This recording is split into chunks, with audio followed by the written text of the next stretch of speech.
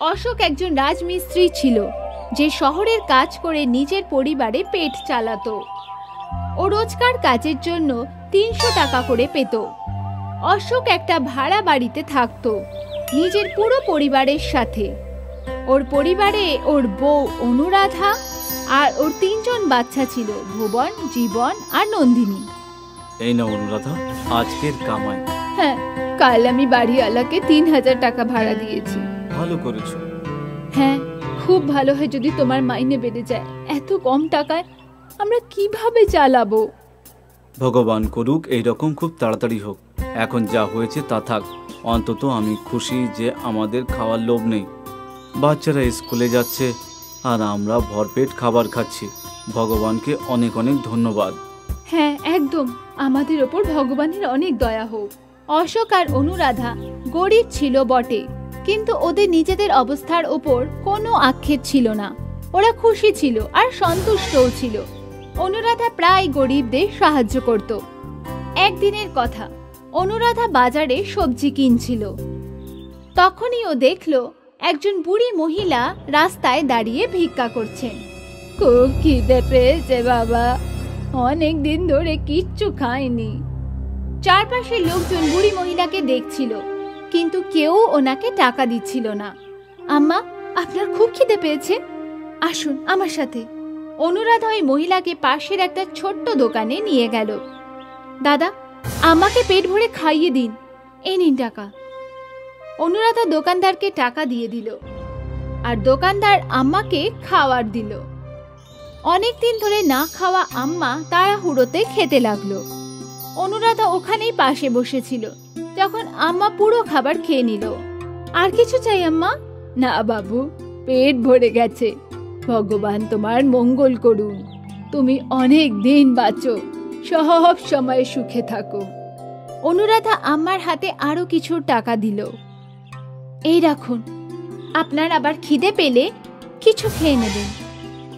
ধন্যবাদ, তুই খুব ভালো মেয়ে, তোর সাথে কখনো খারাপ হবে না। যখনই তোর সাহায্যের দরকার হবে তুই সব সময় সাহায্য পাবি। অনুরাধা হেসে ওখান থেকে চলে গেল। অনুরাধার মতো অশোকও খুব ভালো ছিল, ও লোকদের সাহায্য করত। কাকা, আমি আপনার সাহায্য করে দিচ্ছি, কিন্তু এটা তো খুবই ভারী বাবা। মিস্ত্রির জন্য আর এমন কি ভারী হবে? চলুন। অশোক ওই বুড়ো লোকটার জিনিস ওর বাড়ি অবধি পৌঁছে দিল। ধন্যবাদ বাবা, তুই অনেক বড় কাজ করলি। ভগবান সব সময় তোর ভালো করুক। এখন আমি যাচ্ছি কাকা। অনুরাধা আর অশোক গরিব ছিল, কিন্তু ওরা কাউকে সাহায্য করবার জন্য সব সময় তৈরি থাকতো। অনুরাধা আর অশোকের ভালো কাজের কোনো শেষ ছিল না।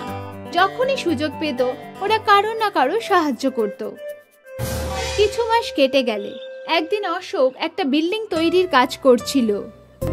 ও অনেক উঁচুতে উঠেছিল আর দুর্ভাগ্যবশত ওর পায়ের নিচের বাঁশ ভেঙে গেল। আর অশোক এত উঁচু থেকে নিচে পড়ল যে ও আঘাত পেল। যখন ওকে হসপিটালে নিয়ে যাওয়া হলো তখন ডক্টর ওকে ব্যান্ডেজ করে দিল। ভগবানের অনেক অনেক ধন্যবাদ যে আপনি বেঁচে গেছেন। একটা হাড় ভেঙে গেছে, যেটা জুড়তে 2 থেকে 3 মাস লাগতে পারে, কিন্তু ততদিন কোনো কাজ করতে পারবেন না। 2-3 মাস? 2-3 মাস কাজ করতে পারবে না শুনে দুজনেই চিন্তায় পড়ে গেল। অশোক একজন দিন আনা দিন খাওয়া শ্রমিক, ও রোজ কাজ করলেই টাকা পেত। 2-3 মাস ওকে বাড়িতে থাকতে হলে ওর বাড়ি কিভাবে চলবে? এখন আমরা কি করতে পারি? আপনি চিন্তা করবেন না, আমি কোনো না কোনো কাজ ঠিকই খুঁজে নেব, যা দিয়ে আমাদের রোজকার জীবন চলে যাবে। আর কোনো রাস্তাও নেই, ভাবিনি কখনো যে ভগবান এই দিনও দেখাবে। অশোক আর অনুরাধার জমানো টাকা চিকিৎসার জন্য খরচ হয়ে গেল। এখন ওদের কাছে খুব কম টাকা আছে। এখন আর মোট 300 টাকা পড়ে আছে। এটা দিয়ে তো মাত্র 2-3 দিনের রেশন আসবে। এখন আমার তাড়াতাড়ি কাজ খুঁজতে হবে। কতদিন ধরে আমি কাজ খুঁজছি, ভগবান যেন আমায় তাড়াতাড়ি কাজ পাইয়ে দেয়, যাতে আমাদের না খেয়ে মরার সময় না আসে। হ্যাঁ, ভগবানের কাছে এটাই চাই। ঠিক আছে, এই টাকা দিয়ে যা হবে নিয়ে আসি। হ্যাঁ। অশোক আর অনুরাধা দুজনেই চিন্তায় ছিল। ওদের আর্থিক অবস্থা খারাপ ছিল। আর 300 টাকা নিয়ে অনুরাধা বাজারে গেল। সেখানেও চাল ডাল আর কিছু সবজি দিল। এখন অনুরাধার কাছে মাত্র 10 টাকা পড়েছিল। ও বাড়ি ফিরছিল, তখনই ওর চোখে পড়ল বুড়ি মহিলার ওপর। খুব খিদে পেয়েছে মা, অনেক দিন ধরে কিচ্ছু খাইনি, কিছু খাওয়ার থাকলে দাও না। আহারে, কিন্তু আজ ওনাকে পেট ভরে খাবার খাওয়ানোর জন্য আমার কাছে টাকাও নেই, মাত্র 10 টাকা আছে, এতে কি হবে? অনুরাধা এদিক ওদিক দেখলো তো একটা চপের দোকান পেল। আমাকে 10 টাকার চপ দিয়ে দিন। অনুরাধা দোকানদারকে 10 টাকা দিল আর চপ নিয়ে নিল। ওই চপ নিয়ে অনুরাধা ওই বুড়ি মহিলার কাছে গেল। আম্মা, আজ আমি তোমায় পেট ভরে তো খাওয়াতে পারবো না, কিন্তু এটা খেয়ে নাও। ওই বুড়ি মহিলা চপের ঠোঙা ধরলো আর বলল, আজ এই চপ তুই নিজের বাড়ি নিয়ে যা, ধরে নে আমি খেয়ে নিয়েছি, আজ এটার ওপর তোর অধিকার। আম্মা, কিন্তু আপনার তো খিদে পেয়েছে না?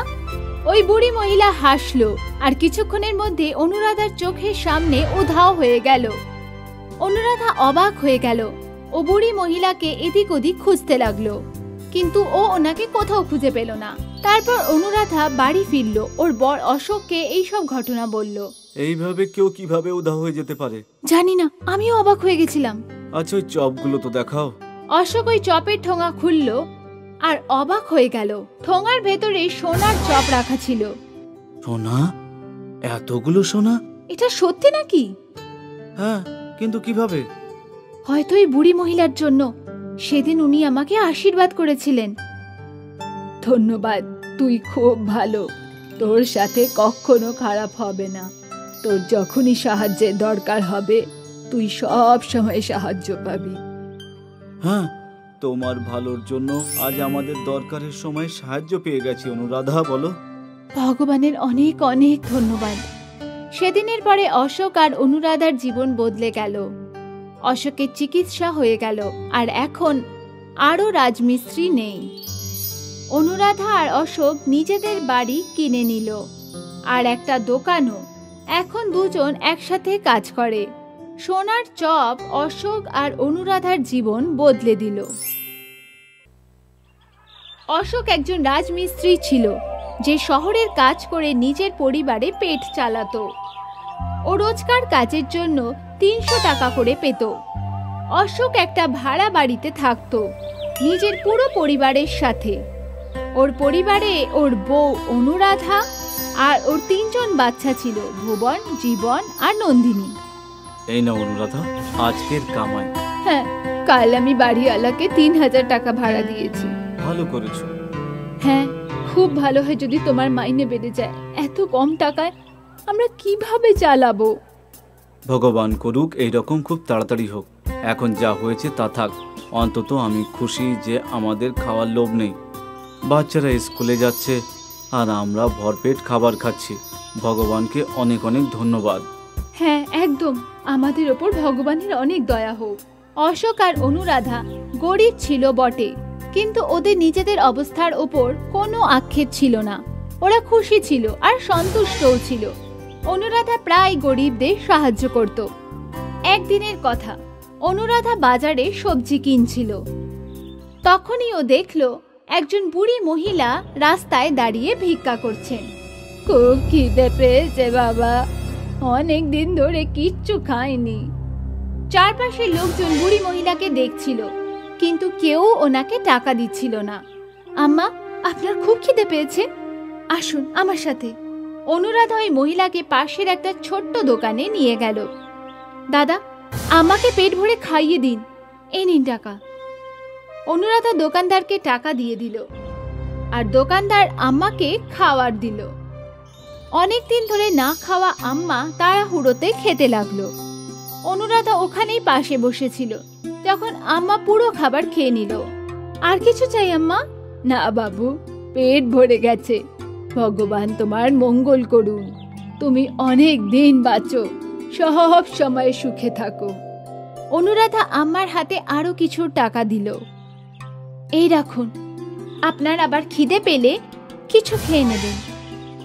ধন্যবাদ, তুই খুব ভালো মেয়ে, তোর সাথে কখনো খারাপ হবে না, যখনই তোর সাহায্যের দরকার হবে তুই সব সময় সাহায্য পাবি। অনুরাধা হেসে ওখান থেকে চলে গেল।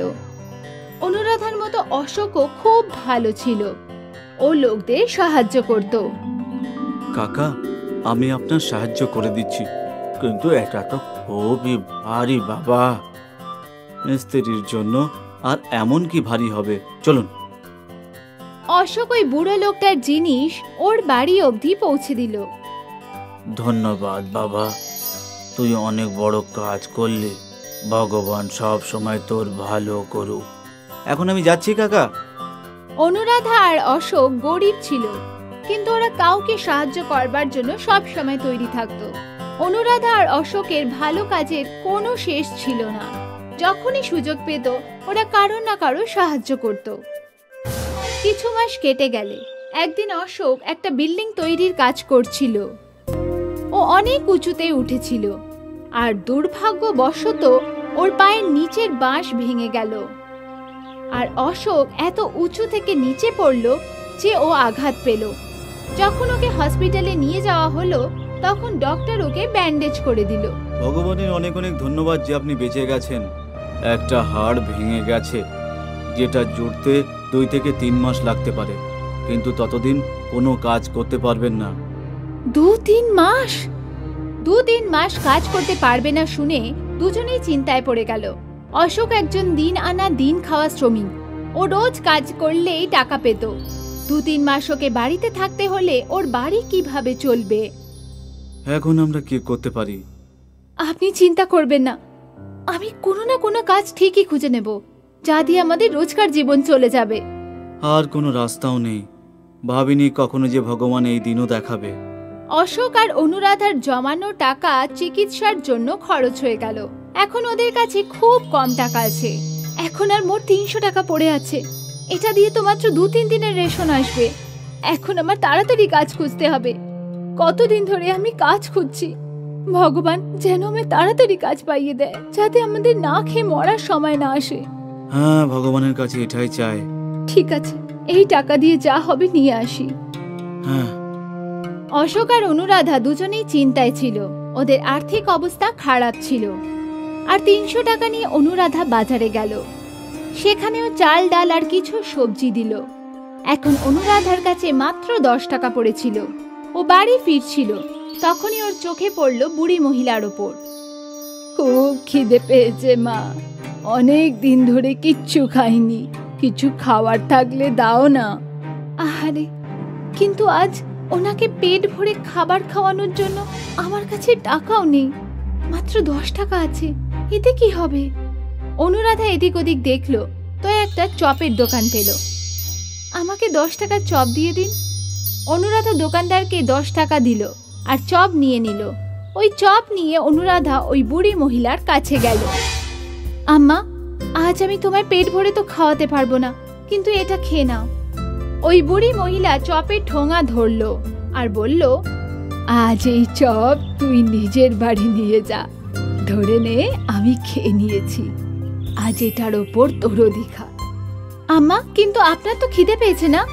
ওই বুড়ি মহিলা হাসলো আর কিছুক্ষণের মধ্যে অনুরাধার চোখের সামনে উধাও হয়ে গেল। অনুরাধা অবাক হয়ে গেল।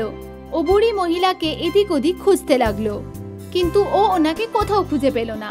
তারপর অনুরাধা বাড়ি ফিরল, ওর বর অশোককে এইসব ঘটনা বলল। এইভাবে কেউ কিভাবে উধাও হয়ে যেতে পারে জানি না, আমিও অবাক হয়ে গেছিলাম। আচ্ছা, ওই চপগুলো তো দেখাও। অশোক ওই চপের ঠোঙা খুলল আর অবাক হয়ে গেল। ঠোঙার ভেতরে সোনার চপ রাখা ছিল। সোনা? এতগুলো সোনা? এটা সত্যি নাকি? হ্যাঁ, কিন্তু কিভাবে? হয়তো এই বুড়ি মহিলার জন্য। সেদিন উনি আমাকে আশীর্বাদ করেছিলেন। ধন্যবাদ, তুই খুব ভালো, তোর সাথে কখনো খারাপ হবে না। তোর যখনই সাহায্যের দরকার হবে তুই সব সময় সাহায্য পাবি।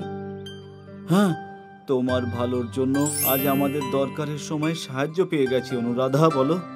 ভগবানের অনেক অনেক ধন্যবাদ। সেদিনের পরে অশোক আর অনুরাধার জীবন বদলে গেল। অশোকের চিকিৎসা হয়ে গেল আর এখন আরও রাজমিস্ত্রি নেই। অনুরাধা আর অশোক নিজেদের বাড়ি কিনে নিল আর একটা দোকানও। এখন দুজন একসাথে কাজ করে। সোনার চপ অশোক আর অনুরাধার জীবন বদলে দিল। মিরপুর নামের একটা গ্রাম ছিল। যজ্ঞ নামের একজন ভিখারি গ্রামে থাকতো। যজ্ঞর দুটো বাচ্চা ছিল, রাজু আর মিনি। বাবা, আমরা কি প্রথম থেকেই গরিব? না বাবু, আমরা প্রথম থেকেই গরিব না। আমার বাবা মানে তোমার দাদু একজন সমৃদ্ধশালী মানুষ ছিল। উনি একবার জঙ্গলে পনিরের বাড়ি পেয়েছিলেন। ওই বাড়ি থেকে যত ইচ্ছে পনির নেওয়া যেত। বাবা জাদুর পনির বাড়ি থেকে পনির নিয়ে আশেপাশে সব শহরে বিক্রি করত। পনির বিক্রি করে আমার বাবা খুব বড় লোক হয়ে গিয়েছিল। কিন্তু একদিন গ্রামের প্রধান কবির সিং জাদু পনিরের বাড়ির কথা জেনে গেল। উপেন্দ্র, আমি শুনেছি যে তুমি জঙ্গলে একটা পনিরের বাড়ি পেয়েছো। হ্যাঁ প্রধান বাবু, আমি পেয়েছি, আর তার জন্য আমি এত বড় লোক হতে পেরেছি। এখন টাকা পয়সার দিক থেকে কয়েকদিনের মধ্যেই আমি তোমাকেও হারিয়ে দেব। পুরো শহরে যত বেড়া আছে তাদের সবাইকে আমি পনির সাপ্লাই করি। এই গোটা গ্রামের সব কিছুর ওপর সবার আগে আমার অধিকার আছে।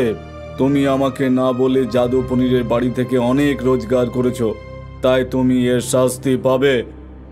প্রধান বাবু বাবার থেকে সব কিছু কেড়ে নিল আর বাবাকে গ্রাম থেকে বের করে দিল। কিন্তু বাবা গ্রামের কাছাকাছি ঘুরে বেড়াতো, আর যখন কেউ ওনাকে কাজ দিল না তখন ভিক্ষা করে সংসার চালাতে লাগলো। বাবু, তখন থেকেই আমরা গরিব। বাবা, ওই পনিরের বাড়ি কি এখনো জঙ্গলে আছে? না, এখন ওই পনিরের বাড়ির কোনো খোঁজ নেই। যখন প্রধান বাবু পনিরের বাড়ি থেকে পনির নিতে গেল তখন ওই বাড়ি উধাও হয়ে গেছিল। তখন থেকেই ওই পনিরের বাড়ির কোনো খোঁজ নেই। মাঝে মাঝে যজ্ঞর পরিবারের খুব খারাপ অবস্থা হয়ে যেত। বাবা, আজকে রাজু জ্বর এসেছে, আমরা দুজনে দুদিন ধরে কিচ্ছু খাইনি, কিছু খাবার নিয়ে আসো না। হ্যাঁ মিনি, আমি এক্ষুনি কারোর বাড়ি থেকে কিছু চেয়ে আনছি। সেদিন যজ্ঞ গ্রামের বাড়ি বাড়ি ঘুরে বেড়ালো, কিন্তু কেউ ওকে কিছুই দিল না। যজ্ঞ যখন প্রধানের বাড়িতে গেল তখনও বাড়ির ভেতর থেকে গরম গরম পরোটার গন্ধ পেল। প্রধান বাবু, দরজা খুলুন, আমি যজ্ঞ। আমার বাচ্চারা অসুস্থ আর ক্ষুধার্ত, ওদের কিছু খাবার দিন। যজ্ঞ, তুই আবার এখানে এসেছিস? চলে যা এখান থেকে, নয়তো এখনই আমার চাকরদের বলে তোকে গ্রামের বাইরে বের করে দেবো। তোকে গ্রামে থাকতে দিচ্ছি, ওটাই আমি করুণা করছি ভাব। প্রধানজি তার লোকেদের পাঠাবার আগে যজ্ঞ রাস্তার একটা কোনায় লুকিয়ে বসে পড়ল। কিছুক্ষণ পরে প্রধানজি তার বাড়িতে তালা দিয়ে ওনার লোকেদের নিয়ে চলে গেল। যজ্ঞ ভাবল যে ও ওর বাচ্চাদের জন্য খাবার চুরি করবে। পাঁচিল থেকে লাফ মেরে যজ্ঞ প্রধানের বাড়িতে ঢুকে পড়ল। ও ৫-৬টা পরোটা চুরি করে দৌড়ে পালালো। সেদিন যজ্ঞর পরিবার পরোটা খেয়ে পেট ভরালো। ভরা দুপুরে যখন সারা গ্রাম ফাঁকা ছিল আর যজ্ঞ আর ওর বাচ্চারা ঘুমোচ্ছিল, তখনই হঠাৎ কেউ যজ্ঞর বাড়ির দরজা ভেঙে ফেলল। যজ্ঞ আর ওর ছেলে মেয়ে ভয় কেঁপে উঠল। দরজার কাছে প্রধানজি আর ওনার লোকজন লাঠি নিয়ে দাঁড়িয়েছিল। যজ্ঞ, তোর সাহস এত বেড়ে গেছে যে তুই আমার বাড়িতে ঢুকে চুরি করলি? আমি তোর সব কুকীর্তি সিসিটিভি ক্যামেরায় দেখে এসেছি। তোমরা ভালো করে যজ্ঞকে মারধর করো আর এই ৩ জনকে গ্রামের বাইরে ফেলে দাও। এই কথা বলে প্রধানজি ওখান থেকে চলে গেল। প্রধানজির ২জন চাকর যজ্ঞকে খুব বাজেভাবে লাঠি দিয়ে মারতে লাগলো। রাজু আর মিনি ওর বাবাকে এইভাবে মার খেতে দেখতে পারল না। দুজনে ওদের গুলটি নিয়ে প্রধানজির ২জন চাকরের মাথায় পাথর ছুড়ল। ওই লোকগুলো ওদের মাথা ধরে বসে পড়ল। আরে আরে, মেরে ফেললো রে! বাবা, তাড়াতাড়ি পালাও! ওরা তিনজন বাড়ি ছেড়ে জঙ্গলের দিকে পালালো। প্রধানজির দুজন লোক ওদের পেছনে দৌড়ালো। যজ্ঞ, কত দূর পালাবি? তোকে আর তোর বাচ্চাদের আমি ছাড়বো না। প্রধানজির দুজন লোক খ্যাপা কুকুরের মতো যজ্ঞ আর ওর বাচ্চাদের পিছনে দৌড়াচ্ছিল। আমরা কোন মুশকিলে পড়লাম বাবা, এখন কি করব? যজ্ঞুর মনে হচ্ছিল যে ও আর ওর বাচ্চারা বাঁচবে না। তখনই হঠাৎ যজ্ঞ আর ওর বাচ্চারা পনিরের বাড়ি দেখতে পেল। ওরা তিনজন পনিরের বাড়ির ভেতরে ঢুকে গেল। প্রধানজির লোকেরা পনিরের বাড়ি অবধি পৌঁছানোর আগেই পনিরের বাড়ি উধাও হয়ে গেল। পনিরের বাড়িতে তোমাদের স্বাগতম। এই জাদুর বাড়ি থেকে তোমাদের যা ইচ্ছা তত পনির নিতে পারো। তুমি কি সেই পুরনো পনির বাড়ি যা আমার বাবা পেয়েছিল? হ্যাঁ, আমি ওটাই। আমি তোমার বাবাকে না করেছিলাম আমার দ্বারা রোজগার করা টাকা পয়সার অহংকার না করতে। যদি আমার ব্যাপারে কেউ কিছু জেনে যায় তাহলে আমি উধাও হয়ে যাব। কিন্তু তোমার বাবা তো শোনেনি, আর শেষমেশ প্রধানবাবু আমার ব্যাপারে জেনে গেল, আর তখন আমায় উধাও হতে হলো। তুমি এই ভুল করো না যা তোমার বাবা করেছিল। না, আমি এরকম ভুল করব না, আর তোমার কথা কাউকে বলবো না। কিন্তু আমি না বললেও যদি কেউ তোমার কথা জেনে যায় তাহলে কি হবে বলো তো? তুমি ওসব নিয়ে ভেবো না, আমি সেসব সামলে নেব। সবার আগে যজ্ঞ আর ওর বাচ্চারা পেট ভরে পনির খেলো। পনিরটা তো খুব দারুণ খেতে বাবা, মনে হচ্ছিল যেন ভ্যানিলা ফ্লেভারের আইসক্রিম দুধ দিয়ে খাচ্ছি আমি।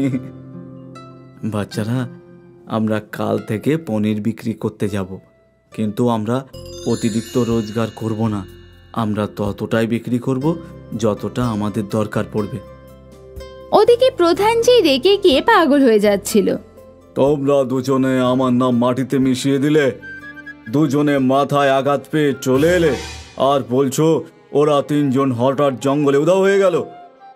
এখন আমাকে রঙ্গা আর মুন্নাকে পাঠাতে হবে। প্রধানজি ও লোকেদের জঙ্গলের বাইরে পাহারায় বসিয়ে দিল। প্রধানজি লোকেরা দেখল যজ্ঞ, রাজু আর মিনি রোজ পনির নিয়ে বাজারে বিক্রি করতে যায়। ওরা এই কথাটা প্রধানজিকে গিয়ে বলল। আগের বার ওই পনিরের বাড়ি কে জানে কোথাও উধাও হয়ে গিয়েছিল, এইবার আমার ওটা যেভাবেই হোক চাই। পরের দিন যখন এই যজ্ঞুর পরিবার জঙ্গলের বাইরে গেল, তখন প্রধানজি ওদের ধরে ফেলল আর তিনজনের হাত বেঁধে দিল।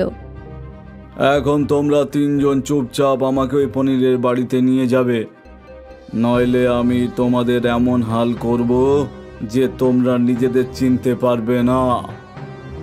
যজ্ঞ, রাজু আর মিনি প্রধানজিকে থেকে অনেকক্ষণ ধরে ঘোরাতে থাকলো, কিন্তু পনিরের বাড়ি অবধি নিয়ে গেল না। যজ্ঞ, অনেকক্ষণ হয়ে গেছে, মনে হচ্ছে তুই আমার সাথে চালাকি করছিস। চাকররা, ওর বাচ্চাদের গভীর পুকুরে ফেলে দাও। না না না, এরকম কিছু করবেন না, আমি নিয়ে যাচ্ছি। শেষমেশ যজ্ঞ প্রধানজিকে পনিরের বাড়িতে নিয়ে গেল। তো এই হলো পনিরের বাড়ি। চাকররা, ওদের গাছের সাথে বেঁধে দাও, আমরা পনিরের বাড়ির ভেতরে ঘুরতে যাব। ওরা তিনজন যেই ভেতরে গেল, অনেক পনির ওদের মাথার ওপর পড়ল। প্রধানজি আর ওনার লোকেরা পনিরের চাইয়ের নিচে চাপা পড়ে গেল। ও, কেউ বাঁচাও, আমাদের বাইরে বের করো, আমার দম বন্ধ হয়ে গেছে, আমার দম নিতে কষ্ট হচ্ছে। প্রধান বাবু, আগে তুমি কথা যাও যে তুমি কোনোদিন যজ্ঞের পরিবারকে বিরক্ত করবে না আর আমায় কখনো খুঁজবে না। ঠিক আছে ঠিক আছে, আমি কথা দিচ্ছি, আমি গ্রামের কোনো লোককে বিরক্ত করব না। আমায় বাঁচাও, বাঁচাও আমায়। তখনই ওদের ওপর পড়া পনিরের চাই উধাও হয়ে গেল। প্রধানজি আর ওনার লোকেরা যজ্ঞ, রাজু আর মিনিকে খুলে দিল আর তারপর নিজেদের বাড়ির দিকে পালালো।